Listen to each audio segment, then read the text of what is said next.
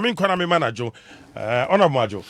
Yanya, Bonohene. Reverend Bibiaba Cordia. Yamia Daroma, who ye pa, not most won't say. Yame, Edia Femi, did you Ghana Dasi, MPP Dasi, and Escumia Busia so, Edasi would die. Nano Memen de Ukotrema Abusia. Constituency is saying, Oh, Yamia Daroma, Hoye pa, na, ye de Yakon soon, because Wadiama, Miama down for the late Honorable NS Yakumi, Abusia for Kunafo, and Nyanka Oja Mochi Enrechi na areho pa in fact MPs ayeko nyina na akoyesu aye dwadwo na nyina no yekase ame emfa na regitre enchire nyina aye retitro abusua no na enenso mampani kufo birthday okay enti mampani kufo you bi a dini pan legacy so beje ye wo Ghana ntino wiase afa na nyina no agidini opani nyame nhyiraw onto nkwam na kwanimu 100 birthday no kura no yebe bano na dasoa ya brantie se de ne ye ba ya ebe hu wo no nyame nhyiraw enenso masini mpon birthday entino Mr Lord Asare nyame nhyiraw sanso masse banso be few days ya no so nya ne birthday nyame nhyiraw mu nyina na Mrs Joyce Asare na omfa mu enkoso a entina baby di mu asomdwe wo na pomdene so ewo ne nhyira hanye kese wo so obi a otie mi bia no ewo AsaasePa Radio so nim se mote Bonohene din dia na se obi a edum ne radio bia dia to AsaasePa no yichiamo Ghana fan na gina wiase fan na nyina sen ba bia a ohwe bia ne abefo entinten so edinchia so kodi mo bia Menas Reverend quickly ma yenin komo dia betom ni sa Wamayim na suja fie a prompti yisi se pandai constituency seat no aye vacant nti there's a yisi no aye bia no hwenye na omonkoye rerun wo ho menim se what ya dedicate to say if I bring ask of him let me tell NDC something when the ntia NDC for Accra over 188 seats now the bia no womunye ulterior things ni motives yenye nyoma bia ne bone a ebe pia makowi se yenye NDC and MPP seats ni bi nka ho is because every by election bia o meko bia they loot 38 million cedis. I am telling you. By election bia ye beye they loot 38 million cedis. Omu wi 38 million. Absolutely, I'm telling you. Ghana Fosika 38 million. Eye de omu wi in the name of ye de koye bambonko a. Entino akwatia by election they spent 38 million cedis just on security. Bambo keke no. Bambo keke. Isi de mai, isi cost mai. Entino you see if Nipano ehun se ye kwakoto abana e by election as an opportunity to steal in this country now dear. And they want to create every opportunity. And this time no hwede omo dia chief justice. Into omo aka judges no nsa gu omo achi. As a matter of fact, we have some of the best judges in this country. But kakra bi so omo a they say nyoma bi ntino woman agenda obebo sisia. You see, and if we don't come together ni anya patriotic ukrumu ha na se yese ye ba bekukọ ne saa ebe mankofu bi afọ mo ho adwene na we've done by elections in this country many times e ba ne say na de ye ko by election you treated your boka 38 million just on security. And you know if they have seen that at every by election won benya 38 million aye chop there and ye baby Pandai City, Pandai City, Honorable Yindam, winning over 3,700 votes. Yeah. And baby na Mantime Huasi be crowd about 41 police stations. Can you ampo boom? Nakas would nina check NDC for crown. It's just about 500 votes. Yeah, cause penis. Baby not contention wa and to one of the South of court on the crown. Say, can't say yempe with a vote, assuming say. 1 year all those police stations in NDC for Accra is a total of 500 votes. Yeah, the more democratic free one, we still have 3,200 votes a kai. And you know, some constituency we, baby, I say a and they when you speak of parliament, so. And your clerk is what throw their comma easy.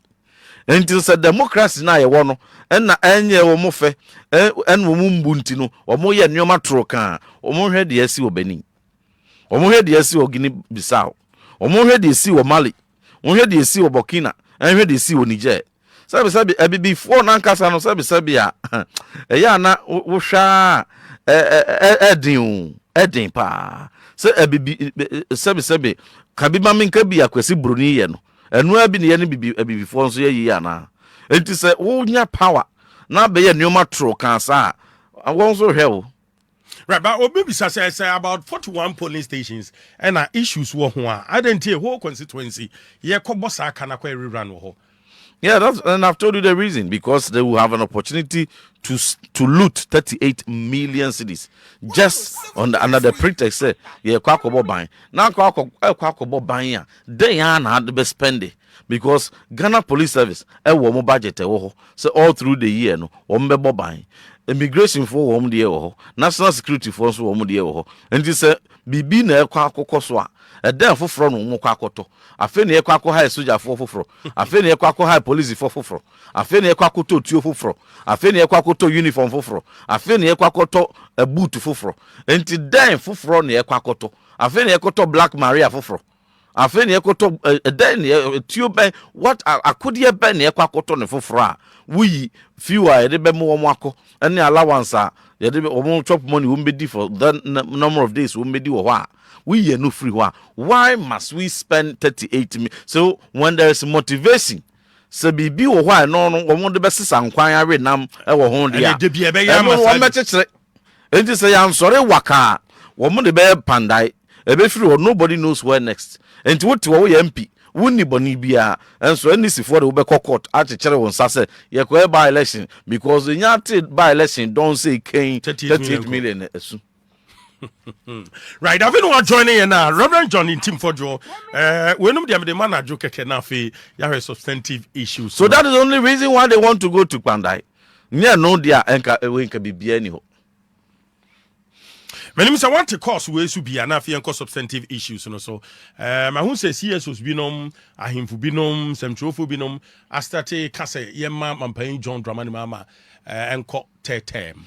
Wati na wotia eto saying say oyo mampani na about first term be ye nyoma troka e be good ho anim ase over 1 million we are certain president o you say we are certain president na Ghana for over 1 million to abadi tiaw from incompetent na akọ na se Nyankopon boaw na emfie watu achi Ghana for de obone e bi chewo no mo to abadi ma say bra no second chance wusom with reverence wusom with akumapa say wusom with focus we focus on say we to ba betwa o second term na wutwa no constitution no say na kire o say say 4 years enti no wutirimu po ene wani swade hunu must be say sa our last chance ya wanyan enfie na ya da wani mu no we de beja dimpa bi na apepa Trokana, born in Abedi in the first one.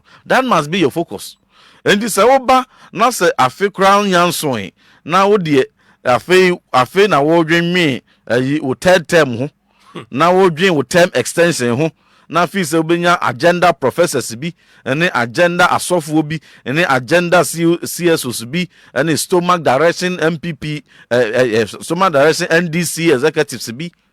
Say Womo enjeje woso enye yedwom yen stand 7 years yen stand 6 years yen stand nko na yen another term kranka ho a hwede asi wo Benin na hwede asi wo Guinea Bissau na hwede asi wo Mali de asi e wo Niger na de asi wo Burkina Faso na fa tu ho fo because you say owo odedan any breneka Owo or the day. And don't take Ghanaians for granted. Don't take Ghanaians for granted. You can come and arrest me. You can come and storm my house. You can do whatever you want to do to me. I am warning you, say. Where you are mampeni. You are warning the president. Now when you second term one. Dinako. Now 28 December no. We are dinako. Don't even mamu biampo and nadao to even contemplate.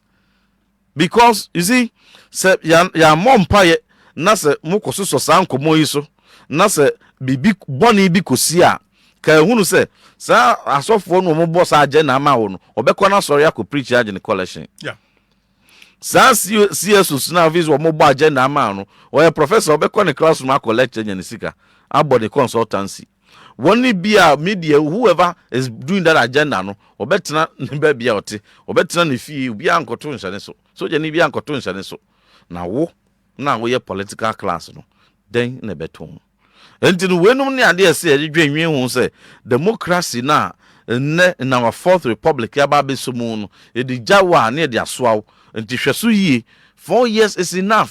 How many people in this country have overtaken 2 million population? In the parod was simple in the between members of parliament. Only 275 at a time. Ne 276. And this is why assemblyman. Na ya mere you appear every ho Edward Babe MP. No san Babe deputy minister. Wasan Esra amwabe abe full minister. Asa Esra ubio emwabe vice president. Asa Esra emwabe president. Aye nyoma troka. Asa ma second chance. Emwabe second term president. Dear Noah Nako. Dear Noah Nako. Don't entertain these things.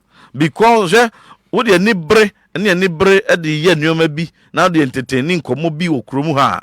Sabi abeshanko phobia bufu. Na sanko fo no se omo bufu a owo odeden any braineka enti no yes se what say we badwen ma na what say wadan wunua bi abodwe se eja damu na ehye a then as so bucket nsuo nwunu na do de ehyem enti no wonim owu a yeden hwena enti hwede esi wo bani ne Ghana soldier for so omo boy ho ban no we have to send troop also to Benin adentia because the ACC wo ho no enye twede esi wo Guinea Bissau enti no sabi unimu wu a hwena na sabi a yentoto yenwom ya mammo yie na abrofo nso fa buo maye se wo ye ko bibini ne de amammo jawo a obetumi ahyehyɛ ne yie na da bia no ye nioma se a in the eyes of the international community no omomuye enti no ye mu ye man yie de wanya no toto no a 4 years no so a na akọ Dr. Baumia betwaso no kwananim onzo twa 8 years we are nobody will entertain any term extension. Nobody. I am one of the key campaign people for Dr. Baumia onzo be twa 8 years we are okọ for so abeden abetwaso. That is how we do it. Entimo bia so no akasa nso he should continually debunk and he should continually state his commitment say masa obi o ka bia munyai na media 4 years ne pe because one yes am fa na nsi form no wantwa san komo ne so na koye na sumu de no media say media men kan hwe omo na e kan wote wa sa omo na e kan no betumi akwa akofo ye ne bi di abrewo a at the end of the day no wo mo ayekeka no betena mba bi na wo na be kan right mera se afi no abeke ho me pacho high community 103.3 e wa Chimodan strong 101.5 Chimodan afi ma radio 103.3 wo Fordjour mining city radio 89.5 for Takwa Asaase 103 wo Cape Coast Asaase 99.7 Tamale Asaase 98.5 e wo Kumasi AsaasePa 107.3 Reverend John Ntim Fordjour MP for Assin South, former Deputy Education Minister, ranking member on Defense and Interior Committee. I will my Mrashebidjafie. Why your former Deputy Education Minister there? Now what you chemu and come by we seen so here a buy and crowd over 200,000 affiliate omuntimi entwa omumasua so GS for the crata by Edu Watch for so etro nsembi and I will bonifu ade on person mo say bra MPP aban no tie akonya so no apona na moton mankra no vigilators no na mo ne omo kasa enti no omo nyirimu omu jan mankra no ewia enti na enkra no e passe but when a true reflection of enkra no omo performance as former Deputy Education Minister what here to say me baso. But quickly, just before that, many information is here. Pandai ahemfo. Nanano atrankonya wo pandai aka ho abom. Aye mammoth press conference. Okay. At the Sukoko di achiro mampeni mahama se. So onim no onim. Na se wa ntu electoral commission speaker of parliament ne judge for ne fo. Na so mo se kina ne chi ana kina ne ke wo mo ba be ye by election e wo ne ho a wo mo ho a wan hwe a the besi wo ho no ye ne besi wo ho no we a press conference a pandaya himfo na erezi hwede asi e wo boko hwede asi e wo gbenyiri a over 48,000 mu fi hye ya mu free mu a 23,000 ekoye refugees 10,000 koye wo Burkina Faso, 13,000 koye wo Ivory Coast. Do we want another Oyene? Do we want another conflict in Pandai? Just say wo ba no 1 year no we record a person who nya na say conflict and to kwamra na manfo ntutu tabi embo anuano ehwehwe tuo ne seka wo mo ho ense wo mo adan enti eno na wo de ba na asesan enti say asomdwe na apede ahemfo no se tie na stop enti no national security for etie. If you are picking this intel na munim the intensity of oyena ebetumi asia sabia montunefo. Because I'm telling you, what shall it profit a man who are president? Now the Bosumi Biano, I say ethnic conflict eba, nan to kwaba, na unia ekuninia. Na just Jomama be man payin Bosumi Bia to kwesi wo baby. Oh, that one say the AC or Sampa. Oh, the AC or Boko. Yeah. Not the AC or Binyiri or no one ne backyard, sola, Kalbatuna, a friend saying, Bole Bamboy, won't say the Ekoso. How has it gone? How has it ended? Now, Nipa, hundreds of people to me who am over Yanti Bida, minimum fear wedi, but what in penny some that said conflict be a cigana, Emma and Nipa 23,000 aqua refugees will be months of paying. A CEO man penny pencil. And this is a case yet now, and do you know how much we spent on these conflicts? Me can't the amount of money a car or mine or a bo.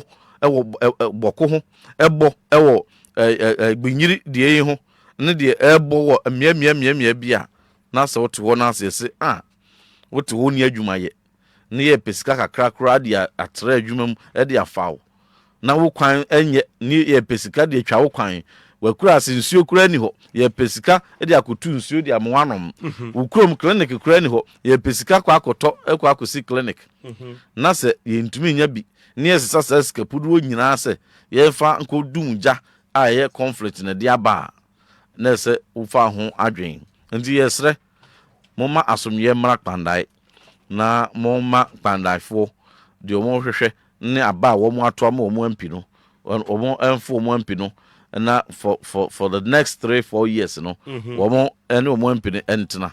That is what I'll tell you. No edanchen coming back to the education. Let me tell you, one of the first things I said, the Minister for Education will tell me, Honorable Harun Idrisu will tell me, say ne tenure no ebe successful immediately as well or sack PRO no or GES no, whatever his name is, he is the first person that must be sacked. Sa GES PRO no Fenyi Sa Fenyi no Daniel Fenyi. Honorable Harun Idrisu and Sakina, he will be one of the reasons I be man down for Abba. I'm telling you, for what it is worth. So ubeti the air can. Why? Or person be about to actually. Share in somewhere or the betuja abra or memuha since 2017. Ye buy ya peja ye womansia akwa nim entino ya do away with a time where not less than 50% and a be pass a core subject. And from 2020, the first batch of free SHS from Okufuado graduates, you do almost SARS, almost results buy for the first time. No, Obia A1 to 6 score, no, not less than 50% and a pass here. The one pass, 54%, 61, when they pass, I don't know to me call tertiary. Yaneka Crankakra, ebe do 2023. English 73.114 and a pass here. Oba integrated science at 68.82% a pass here. Oba mathematics are even the lowest crown 61.39%.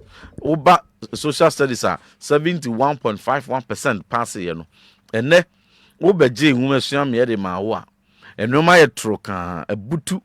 Emma reset na so de ba no. Wasa a reset e de akobra na wo so 2015-2016 ni enya nkwala me pass okurum ha. At the time 2015 only 32% and a pass or math. 32% and a pass in math. 2016 33% and a pass in math. And to a more reset agenda no more they are taking education outcomes backward to the time.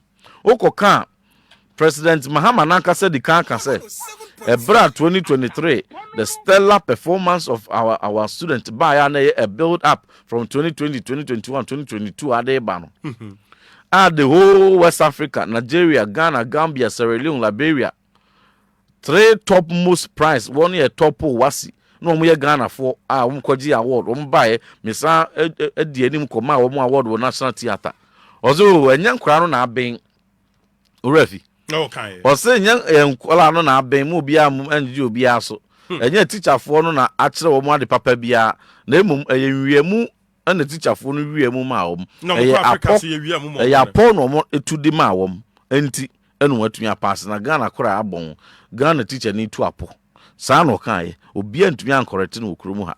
And this and ne, maba. Nasa more reset education system no back to the times and collide fairly ukrumu and the first statement I will say Ministry of Education GS issue and a statement of apology. Okay. A statement of apology say we inherited education system and a demo out for about 5 years continuous no near whom failure biawum and this and yaba na ye de dikan no ma ye trokan. Emma only 48% pen are passing math. You see, I'm passing math, dear. Yes, Remo, we are sorry. Because what it means is that over 52% of Accra, over 260,000 students, own to me Enco University, own to me Poly, own to me nursing training, own to me College of Education, own to me BIA, just say, why reset it? And then you some K1 year can. And they should have issued a statement of apology. Now we are. What's our issue statement to say? Ya hwehwemu that chief examiner's report. Ni ye hwehwemu no ya hu said the entia ye fail in kwala fail ye no na poso 1 2 3 4. Me I've had a copy of the report. Why for a release ya publishing po. Now some of the areas were points and the weakness within mathematics among candidates say the students lacked the ability to translate real mathematical problems into diagrams. Okay. Until it was one test item and a week. Oba social studies say one of the issues and say the student had weakness in understanding UN systems, the UN organs and how they interact in the international system. And when and I say mu statement. Na mu di book compo who say when any na person and sinto. And going forward, more interventions are correct those weaknesses. Teacher training BSM 1 year math, 1 year English, social studies near the no. Baby Semukina, now watch the movie is expected some supervising most of the Achrem of Frano, na to me acronym, and you are going to put in this and many other measures in place to forestall the results, sir. And na so we are buying out to umesiasi now you're competent na nim umesian to ya and amo so to no omo anya ne sa and almost mass abrantie no on this for news hwan no a true propaganda letter na sa letter no in fact well nyame na me education huntia he would have been fired. Oh, he would have been fired. Whoever sanctioned that statement must also equally be fired. And this Minister for Education Emma the Professor Davis Nifenino Umesian Trokan the manner. Lucy, let me tell you, we are Minister for Education. One of your notable output education Ghana Education Service. Yeah. And this 1 year hono incompetent. Senior matrasia. Now obey on popular ukruma obi ampo pese obetu dini. Bia na wankasa you competent. But because the wouldn't ni papa or share GS amount into no. And this will be TS advice no. That's what best Sir Professor Davis name Fenina. It will be good for him. When tie not the son on be no. Let me tell you. Another thing I want more air say. They and Fenny Edina radio so say me Ntim Fordjour me nim abemu je pa. Na me nim school akọ ye. And I me nim adwuma o ye. And na me nim experience or and I'm telling him say Anye Kuran, my Deputy Minister for Education for 4 years. My Member of Parliament. This is my 3rd term. And I'm telling him, say, there is no serious government entertaining such a person as a PRO in an institution like GES.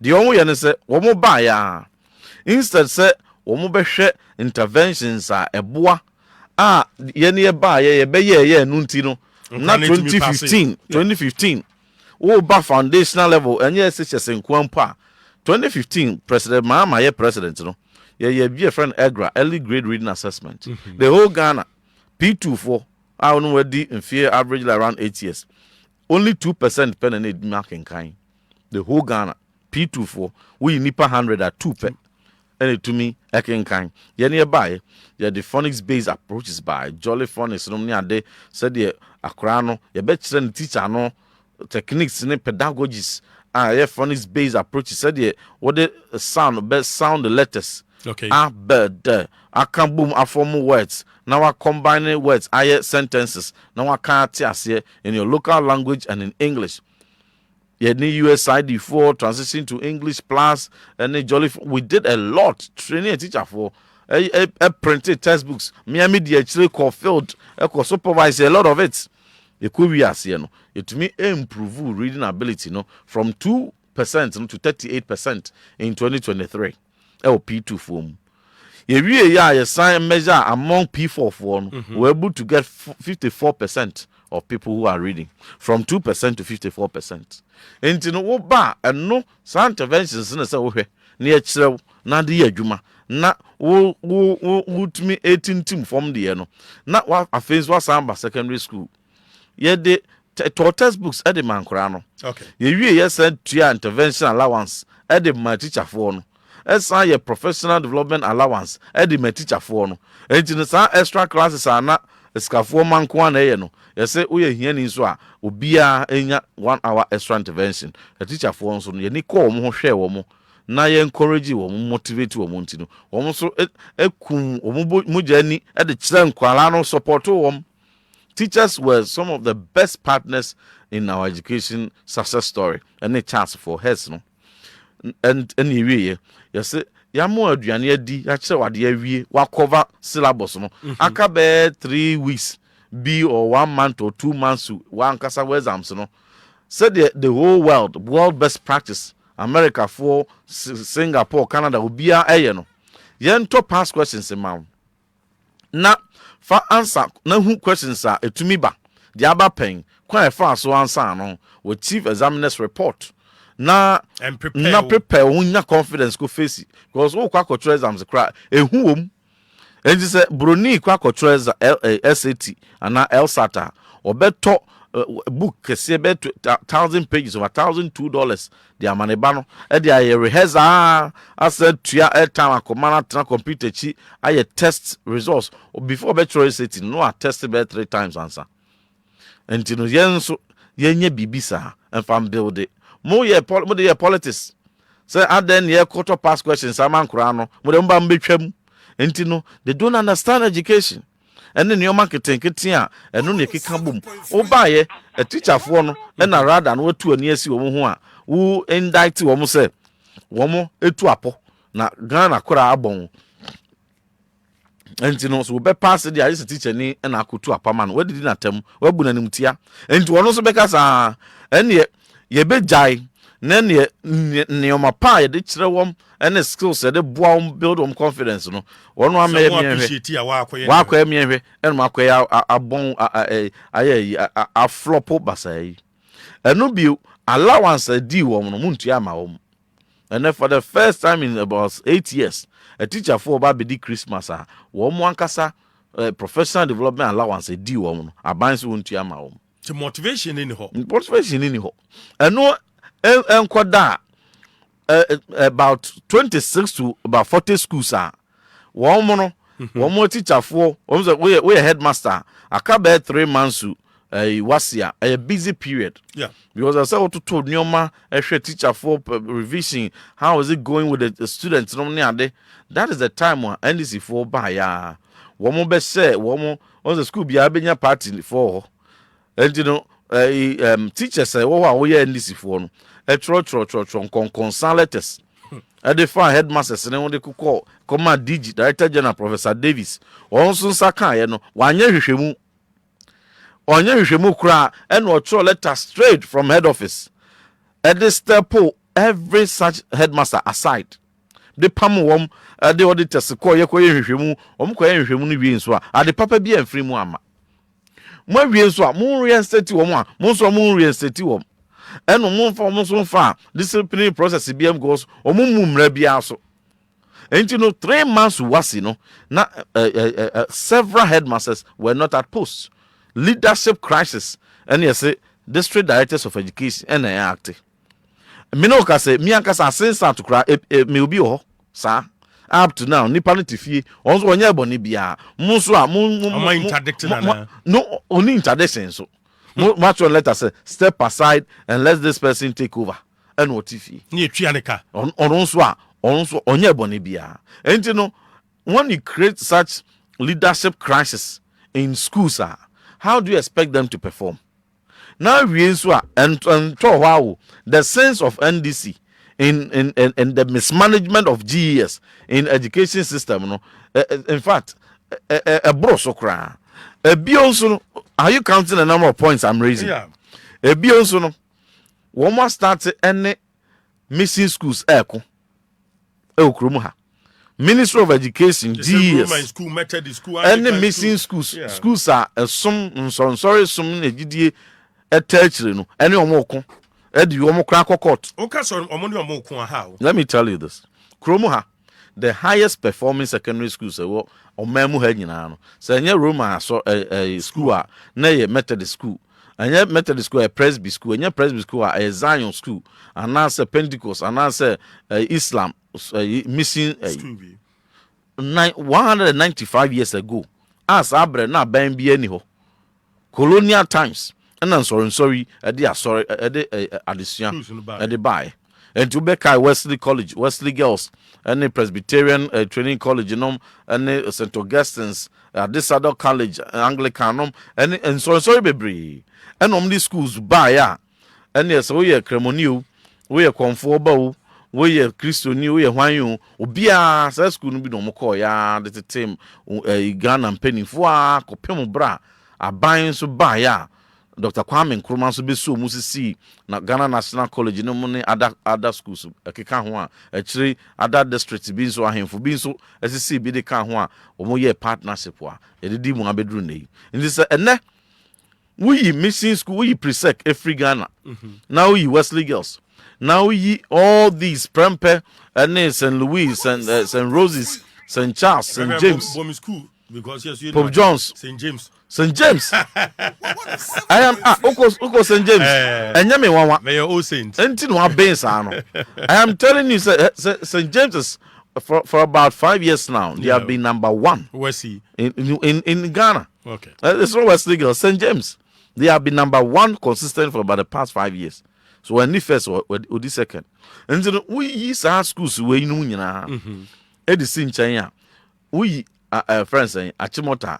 Then be na aka papa school e krom they aka na said they make o ye bi so I say and you know when you have mission schools controlling the best in your public education system now ba when you more form stronger partnership o meku o fale see to say o ba bebu o manim tia boni ben so mo aye o nya boni bia the omo kan say what Wesley Girls is saying say ye want to say pan principles need discipline bia and no na my results here yen the same for presec and other places in James no and it say we catechist ba we bishop ba we sorry penny elder bi ba now ye wine na say what sorry Lent period say Roman for Lent pa any Methodist for do Lent and some mo kire kom yeah and say one na we Lent no school no ye wa dia enso no they see didi na fesuande didi na eden nya ho de fesuande na emum se wo se wo mpe na on religious grounds no wo Lent munti no wo be fasting dia ma papa bishop no so na ye religious grounds ntumi enidi no o me sign undertaking say me ameba me gidie sum kire me say Lent de onya akom kire and this o kine kom na bibi esia hold me responsible don't hold the child responsible. And I say, don't ye who do the school no responsible. And you know, say, oh no, na, or ye Roman ni, a Methodist ni, ye Presby ni crass, baby ye fasting, be sign it now, my banner ye fasting.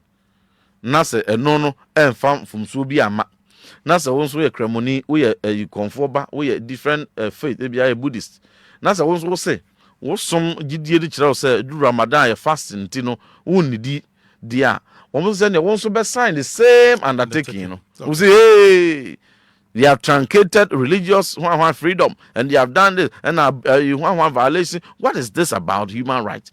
You see, for once, you know, people one if is almost and they are quite you know, for common sense in your common sense and your almost say but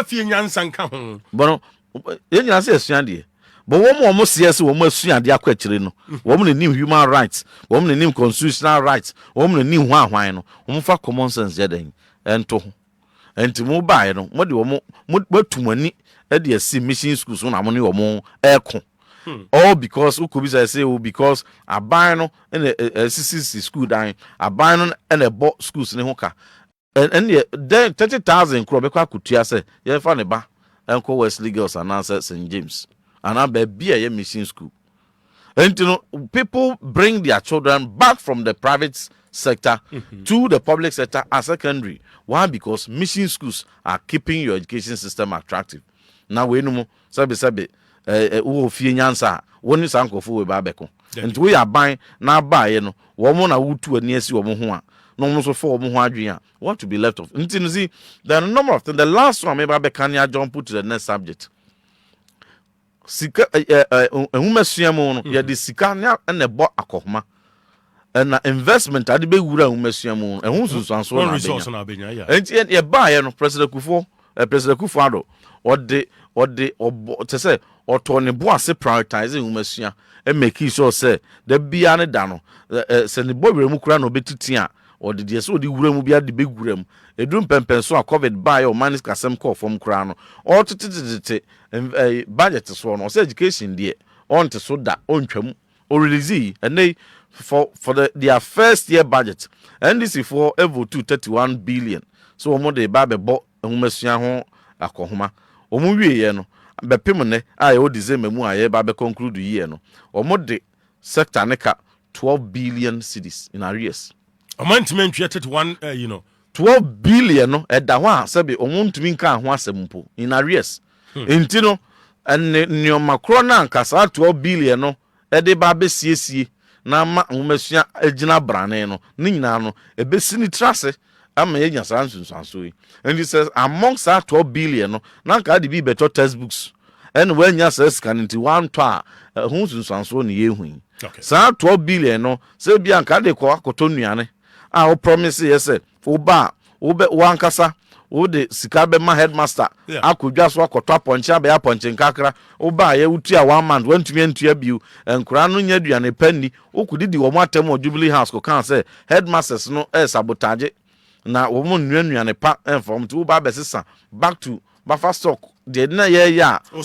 wo se anya o bastardize ye no ho nso a wo koya wo ko free nuane a wantumi antuaka enti no suppliers nso fa wo ho adwen se ye supply biu ankura no ebre enya nuane ni no e na asa adwane call headmasters for nso afi de monsanko na mo amofu manim kwaje na mo ko free nuane a kire be pesika dia enti mo hu ehumasuya ne so enti no what the 12 billion the debeto textbooks enkoye the debeto past questions the debetua teachers na allowance ni nyina untumi ntua is 12 billion nim enti no how would you expect the child to pass and the ye nyina no ebinom so ka se ene anisifo wo mo ahyeda pa ene mo ye ehumasuya na tro kan se de be ya enkwala no kakra bi ne be pass ya tertiary said the beya wo no fee stress no fee no stress fee yeah no one stress students wo mo sa 2500 emponye skapatini bia wo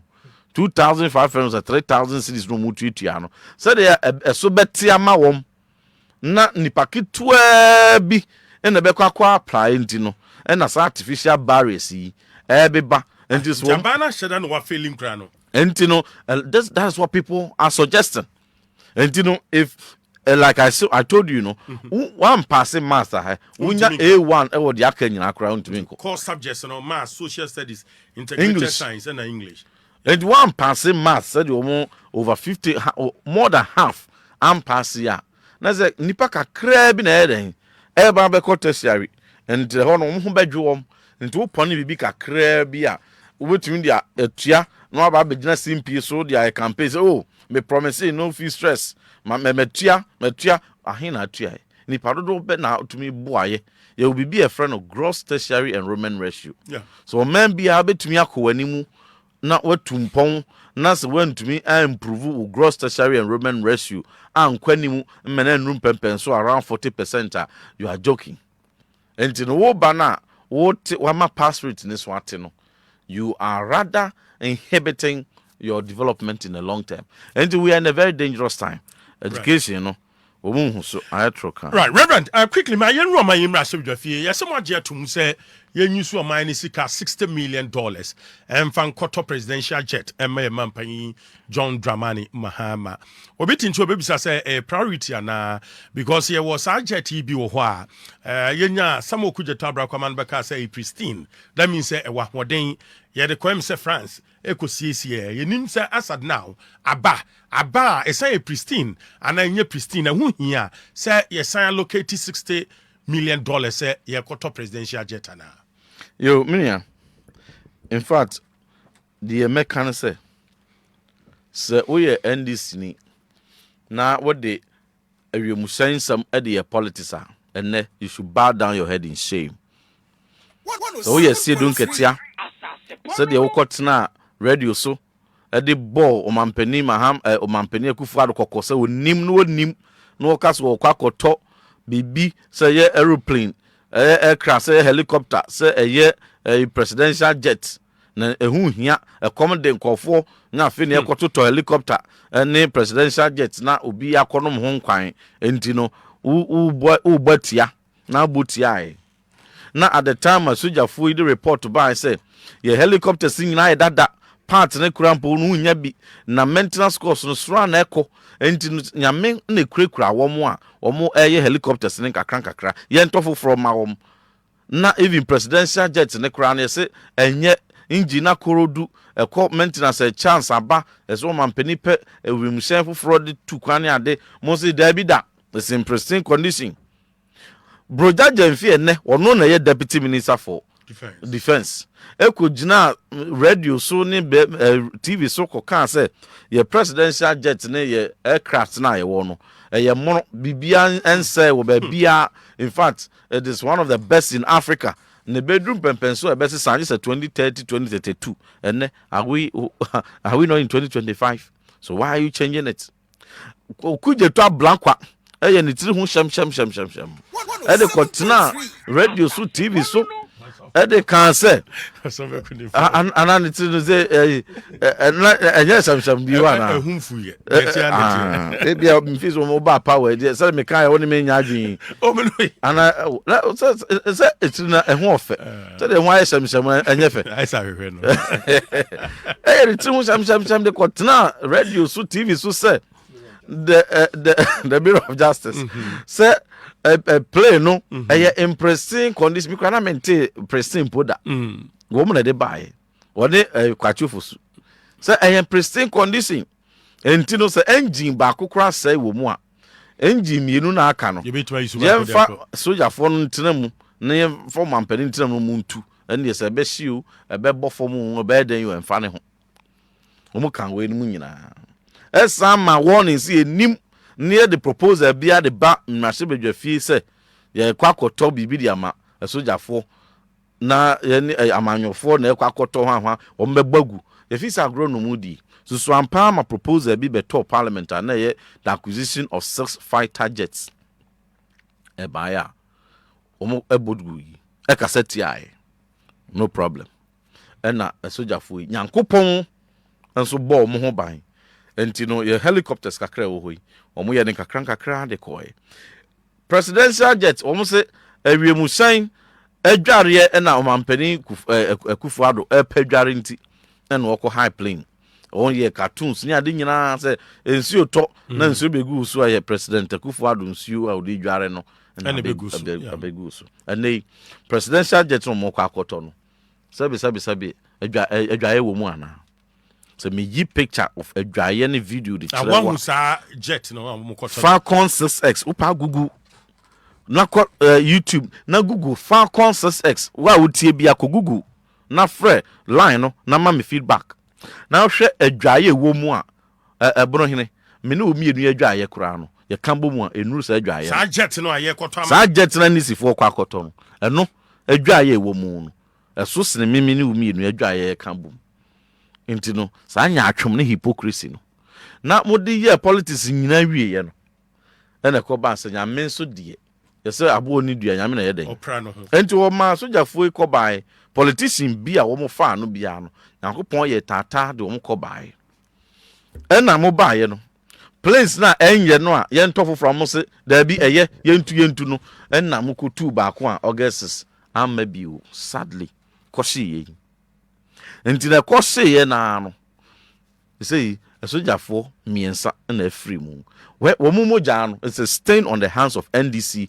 and any politician or the retooling of Air Force the year politics oppose you know it's a stain on their hands because senka 5 years ago for make soldier for na wo mu okay so politicians no wo mo kwa wo mo politics but soldier ni dey the most patriotic duty say ya ma instructions say ko to play no say you say you obey before complain akohwere ne nkwa enti no wo bia anka 6 years ago 4 years ago ye to ye di hu nkoma a bogu ye no senka ye koto ya anka by the time wo ba power anka mono na gu ho aba anka mu ba be yusu enti nka sa trip na anka mo be ko be field no anka foforo ni bi na anka mo be yusu ka mo nko yusu dada ma ne nkote nto enti no wo tito ya wo mo ankasa kofa wo mo expert Captain Fordjour no mbe ye hwehwemu a eno mo recommend say some place na ho ni nyina scrap okay ntien ground ni nyina na ni nyina te say Z9 no me ba cho ba bia ye to alupre no a jet no a me kan alupre na me nkurase fo eminuanom mo beti ase ye mi ekurasi ni pa ba bia mampan John Dramani ma se beto no a obedware ne wone ne na kantoanom on betena ase awe nsa whisky no ma nyina wo mo ba we bia hono no yenko obedware no ba bi obedware munyi na manfo me ba to ne Facebook se si AsaasePa 107.3 na hwe Falcon 6X and X6X okay video mo ma video so na yenko afi yenko na me de me tumra nma kire si na etwa ani afi pa wo abagina ni o se na me wi a meka bibi e de twato na ekoba se wo mo ankasa expect wo mo de helicopter crash na se hey sound the NDC MPP for Kenya na no kre but mameka we nto ho 2 weeks before me madam for honorable Dr. Maneboama ba be free mu na sabre no wo ba be free mu oko President Mahama oko ka kire ni se o mampanin sabre na sa fa kon dada na ho no ai wo ho mo se precinct condition eno ye fa kon 900EX okay eno no na akose France for best 6 months by 5 months omuntumi omuye maintenance na no asa I postpone yeah no ma hu be for say be for so say yen sanye mu ye pe no say I don't know say pa yen sanye and of course president reporter me be ye defense minister mahunu sande honorable Dominic Niti wo ne president Kufuor mo kan ya yen say no kre plane be adru na nye kra enti no so mo amma yanka ho asem ne yankotofo fra dada no penti wo san de besiga na ha na so wo mampanin wo so di tu kwan ya me o mane bo amade me ne me mfuru bi mefru commercial de ha wo ka kire mampanin Mahama 2 weeks and no be free mu 2 weeks and so be free mu it's unfortunate intino NDC for they must apologize to President Kufuor. They must apologize to Ghanaians. It was reckless politics. Woman the presidential travel and the Ghana Armed Forces and more than say the boy of the year and then the pebby near the ma woman bugu yeno and ne so almost say woman barbe to helicopters ato a presidential jet akahua. They must apologize to Ghanaians and apologize to Kufuor. eno da nchen ya wo mo be helicopter crash report wo say de ho bia yan ground ntimi no ka say for the past 3-4 months no ye ni helicopter bi etumi etu de koba Ghana. Wow. Everything I am telling you, sir, everything has been grounded. Hey, now wo enanka wo nua bi eye pilot planes a ho nyina te say Z9 2 ya ankwa ma NDC 4 doyo NDC MPs doyo no ne ade ene na radio so say wo suspect foul play na ya pilot no kraja e bi onye qualify ne wa wura fi atem didi pilot na wo mo one of the best we have in the world no wo ka atem didi wo enti pilot to be any wo be fly anything fault wo ho kan no na ko mo adjust the koba everything is grounded enti we MPP ni am sro tie ni we MPP ni na wo tie atie ni enti no what your mem na se waso daafo enni plane ba akokora emergency bi to soja ni bi o Tamale boko sampa baabi mo betumi akoye rescue akofa no na ba 37 na se ne elsi e to 4 helicopters emma sojafo na wo se wo MPP ni ntie mongu a sabe dwen sojafo ne ho ansa emfuwe ne ntu wani omutri hu shem ne baby so sharp titi ho emfuani ento NDC for asiedu nketia broja jamfi ne wani a ade reckless politics no emfuani ntu omani na enkobo asojafo na bro emmo oman na nkasa banmo ehu abro oman wo mu hwe enkura atwa ehu ahia nyina akande a wo wo planes a wo wo ne fast military accoutrement wo wo no ye ni hu fa enti no ma yenkobo mo abro enti sa presidential jet no omo de buy omo so yes so for us we will not oppose it obi fum kuma man fum nwa but na more opportunity be to resist it see because some more numbers no you can have the numbers but you see you can wait to me ye ne 87 ato nchan but you can't swim against the wind of the 32 million population Ghana for we poison one more drain at the far military procurement and aircraft one. So ye ni anya patriotic as opposition ni anya responsible ni anwen ye soldier for ni anwen Ghana ho na Ghana bambo ho ni yenso ye de koye politics sa ye was several points you betumi raise here ye be poison Ghana ni bi adwen nti no ye be ba ne se ne ye nkoto because you can pass it but won't impo nkoto because demonstration bi anka be ba no wonya ba bi impo na discipline asi but at the end of the day no soldier for no abo mabro na kromu ha no soldier for no ehwe enwoma Burkina for the Accra de koma omo military omo ni porto ye omo kra bia na Ghana port no mo de ba ni e de akoma ye ni soldier for ya na ekoyi escorto e de koma omo Ivory Coast border Burkina border nti bosumi bia no mani tua investment Traore yedigu omo military ni mu nti se edru se MPs enkoje allowance na ne opposition ni majority wo nyina ka bom ko sign de ma wo mo ho yenkoto ka ene wo nyina ekoka wo mo ho bom yenkoje loan enfa nkotwa kwan se de be ya MPs bi ebe ye popular ni ato am wo mo de a mu nyina mu gitum ekotwa sa kwan no na se dru soldier force na emfia nwotwe NDC for the reckless politics e block ni nyina emene ya grando ye planes nyina me bi nko bi ma na se wo mo de guilt eni muje ye hwegu ye ho afodi a wo di ye nti na so mo so mo kwa akoto na wo so ye MPP ni na wo so the same reckless politics no na aba be ya sabe ya wo be ma sabe wo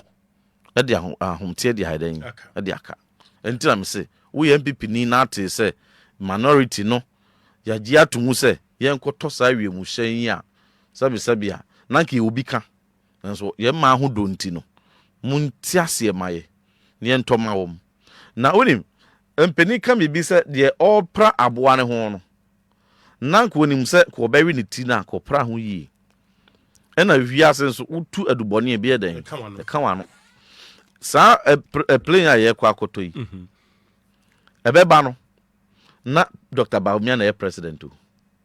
Say 3 years. And how many years? Yes, 3 years. And by the time I bet Yaka, 2020, latter part of 2028, no, send your man's son, na Bibianco and Tem Emma man Temwa by the agreement, no, a presidential jet in the crown, a beba 2029.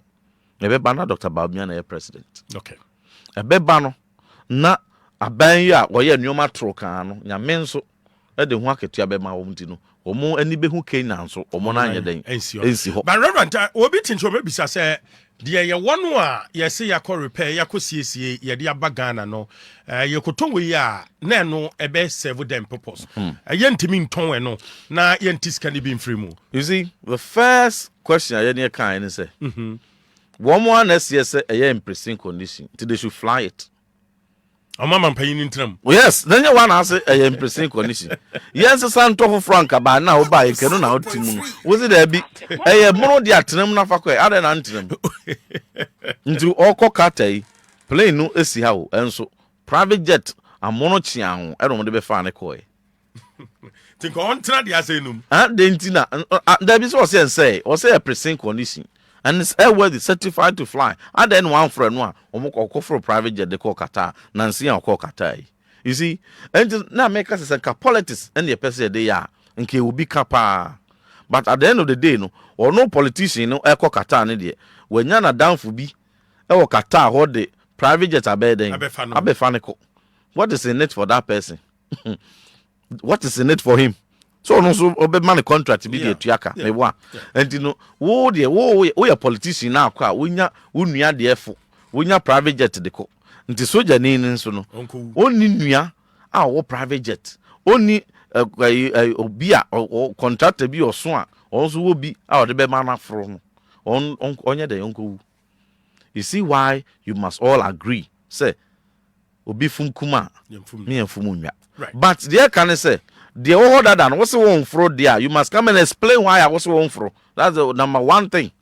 You must come and explain why I was one fro. Now, who explain we are? And no, yes, so say, and you cotton because $60 million now, yeah, baby tam. Need ya cotton from. I was set I account for something. And you know that and you to me two friends saying presidential jets. Ubenya two presidential jets. And no, like in the thinking of President Kufuor, but when you can say long haul, okay, to me, I be 40, 70 passengers. So far, presidential jet, the first 16 as I say. Yes, and no, and when 10 to a bit to an call Japan, call Singapore, call Australia, call London, maybe US, and when 10 to a February, and Nicky to a marco, they said they were way. And to know, say, oh, Quaco me, no, not a meaning, na a ketwa, a quest Wakoto Toyota. Corolla Minu na Sufi, na bakwe brand new na bakwe dada. What do you need to uta Corolla Minu? So it means that it's all torn dada no. Now would be so koto. So that is what you say, minority you say, say fan kono so mo koto dia. Niye no military nti because soldier ni ebe kwa kutu. Nti no ye adwen soldier fo ni hunti ye mongu dia. Eno dada na e wo ho no. Monton wo mo ko bai wo mo se wo mo anya no be 15 million. Ne say there be 15 eswa monsan ko bio ko pribi nka ho enuru be 20 million. So what you say? Okay. Na say duru be 20 million dia. Eno uti free $60 million ni mu na say Ghana the 40 bi na ekoso $40 million. And that is the reason why at the same far corner and the ekwa koton so be ya the same far corner be kwa replace e wo manufacturer ne ho ne asoso. But the the same company. The same company.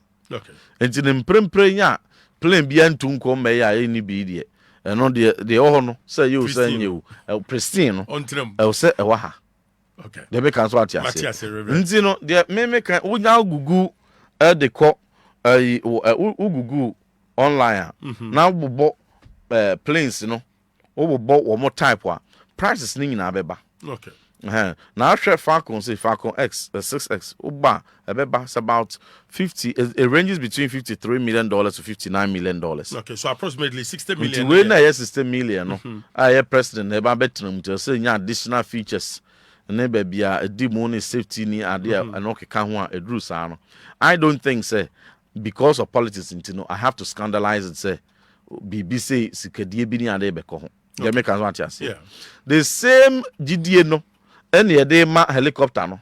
But the can say me Ntim Fordjour, I will not come and scandalize this procurement. Name no, and will be painting you say Abwasrewa. Or Jennifer. Omo kwako to helicopter na free airbus for. Airbus is so the Bonohene. What airbus are then about trim? Government official 1 and government official 2. And to the minority, can't tell what Mono say. Me scandalize BB a day kwakoma soldier for. Now, one and Shesse, one more NDC full year, woman a kwakudi and Makotono.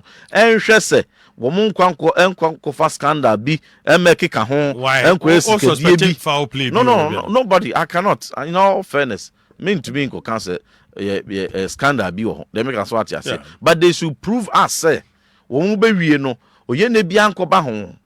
Na unko fa sabe unfortunate situation any plane bia na ye kwa akotofo fro de ama esoja fo a eno na ade konom kwan eno na akwa kwa troka eno nti no we told them said they shouldn't use any middleman omunkoto airbus was straight but eno mpo no they should make sure say government official 1 government official 2 bia anya den right matter say reverend to time ne be jaw but answer be jaw no be attest quick one wo ye Sophia wo my embrace fie anti LGBTQ plus bill no mo say akosi sen anti LGBT bill no and this for dwane hu Bonohene and omo person betini din and omo te pena omo dwane omo person omo behu anim oh and this for nyina en person behu anim mpo ewo other paper ne so and because of enunti no obekaya first day I did bar the third meeting na wo other paper ne so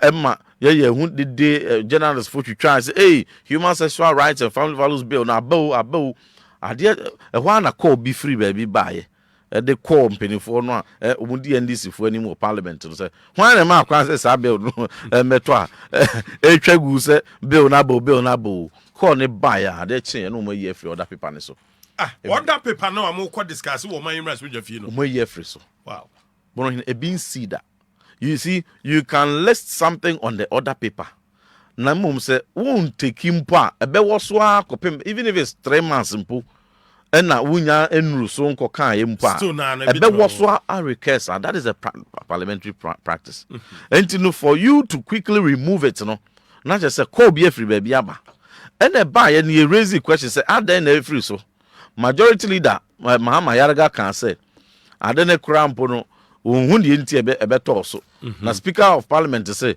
onim hwe na ade no ohun die nti free baby free ebe to so meanwhile na afa all the processes me agazete but be that as it Miss Ada not speak anyhow 6 days later obaye obema ruling say mra no ensam emeto other paper ne so be bosumi say ni miense ni chire da fia mekpo a oye majority chief will say I just said next year answer womo dey about that paper ne so and you say ade na nkasa no omu mpese omu be humpu other paper ne so they are running away from the bill now omu say by force no President Kufuor sign no and they don't even want us to pass it nempo President Mahama sign obeka na say President Mahama can say only why ready so obe sign and you know say no say if if parliament is able to pass it I will sign it.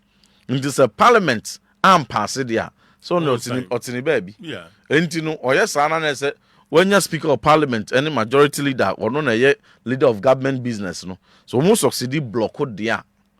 Now say I'm a to other people and some put consider the say pass it. That's what you ho. And it is a way a Ghana ni.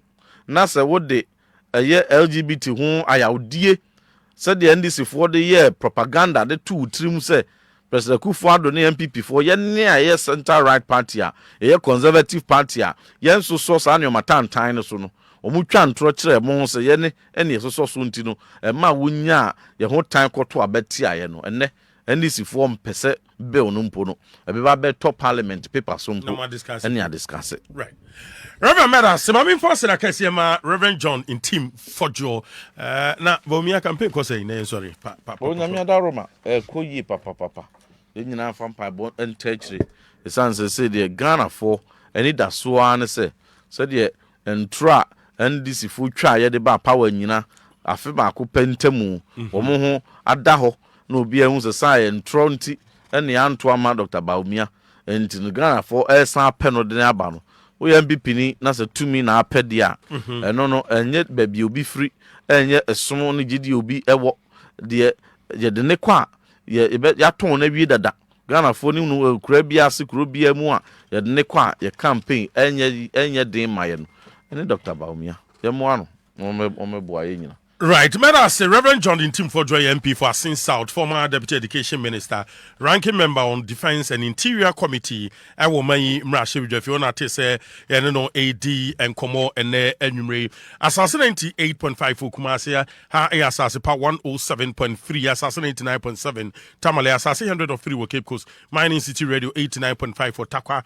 Afima Radio 103.3, I will Fordjour Strong 101.5 for Achimoda, Community 103.3.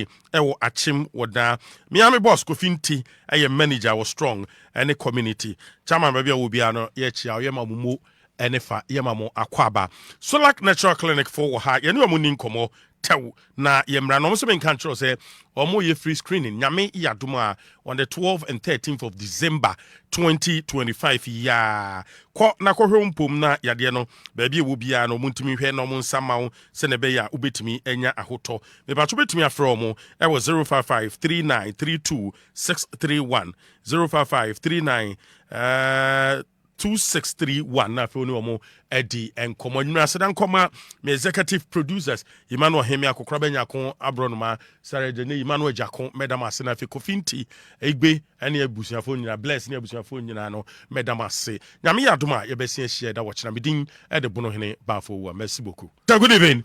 Evening pa Bonohene. Bibia. Thank you for watching. Like, comment, share and subscribe.